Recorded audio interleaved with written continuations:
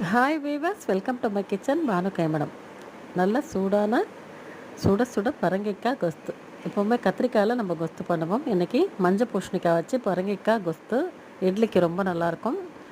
Recipe நம்ம சேனலில் இருக்குது. இது வரைக்கும் பார்க்காதவங்க செக் பண்ணி பாருங்கள். அதே மாதிரி பஞ்சு மாதிரி சாஃப்டான இட்லி மாவு எப்படி அரைக்கிறது அப்படின்னு நம்ம சேனலில் ஆல்ரெடி வீடியோ போட்டிருக்கேன். பார்க்காதவங்க பாருங்கள். நல்லா சாஃப்டாக பஞ்சு மாதிரி இருக்கும். அளவுகள்லாம் கரெக்டாக சொல்லியிருக்கேன். எப்போவுமே 4க்கு 1 போட்டிங்கன்னா உளுத்து மாவு அதிகமாக இருக்குது. அந்த குட்டி குட்டி குண்டு இட்லி அரிசி அப்படின்னா நீங்கள் கண்டிப்பாக 5 அழகு இட்லி அரிசி அப்படின்னா 1 அழகு உளுந்து போட்டிங்கன்னா கரெக்டாக இருக்கும். எப்போவுமே நான் இட்லிக்கு வெந்தயம் போட மாட்டேன். தனியாக தோசைக்குன்னு நீங்கள் அரைக்கும் போது வெந்தயம் போட்டுக்கோங்க. வெந்தயம் போட்டிங்கன்னா மாவு சீக்கிரமாக புளிச்சிடும். இந்த சம்மரில் இட்லிக்கு வெந்தயம் போடாமல் அரைங்க. நான் எப்போவுமே இட்லிக்கு வெந்தயம் போட மாட்டேன்.